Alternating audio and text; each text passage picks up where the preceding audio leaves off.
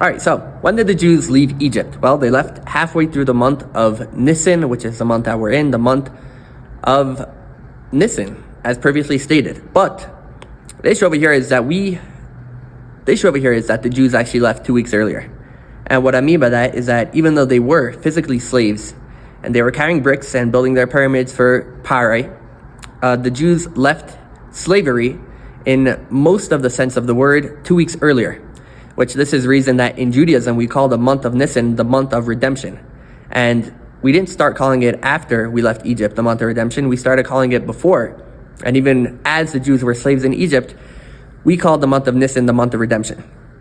This is because on the first day of Nisan, on the first day of the month of redemption, 2 weeks before the Jews would be let from slavery, and it wasn't a gradual freedom, it was full slavery until the last day. But 2 weeks before, Moses stood up and he said clearly with a straight clarity to Parai and to the people that we are leaving men, women, and children. We're never coming back, and we are going to go get our Torah from our God and go serve our God on Mount Sinai. Now, when this happened, the Jews automatically had the switch where it's, even though, yes, right now at the moment I'm stuck and I'm getting whipped and I'm a slave and I'm in Egypt, but that's not who I am inherently. Inherently, I'm a free man and I am going to go out of Egypt. So therefore, already as they're carrying the bricks and stones and being slaves, they already had a free man mentality. And this is especially true because as the famous line goes, Moses said, "Let my people go," but the ending of the line, which isn't so famous, is, so they may serve our God on Mount Sinai. When Jews realized that they have a God above them and that they are going to go serve their God and they are going to go become God's people, so automatically Parai had no control over them because they had a God above them. By definition, no other human being was above them. Which this, first of all, is the basic idea that true freedom is not so dependent on your external circumstances. True freedom is in the mind. And if you're free, because there by definition can be nobody above you, so it doesn't matter what situation you're in, a free man is a free man inherently.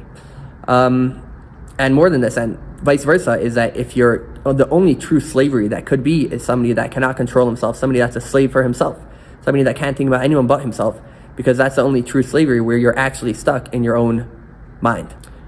Just to end off this point, we are in this pre-Egypt, pre-redemption type situation. We're in this 2 weeks prior to the redemption in a type of way, because just like Moses promised the Jews that they would leave Egypt and they were already free men the second they heard this, we have a promise in our Torah that we will have the era of Mashiach, the coming of Mashiach, the future redemption, which is the time when we'll fulfill our mission in this world of making this world a holy, beautiful, godly, welcoming place where godliness is revealed and that God could fully be present in this world. Because this is something which is the same idea as when it came to the Egyptian exile. Because this idea that this is a godly world is something that is inherently true and true by definition. It's only that we need to reveal it.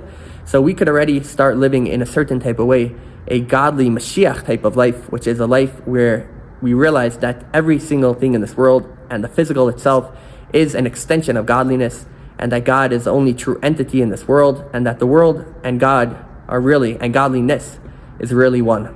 We want Mashiach now.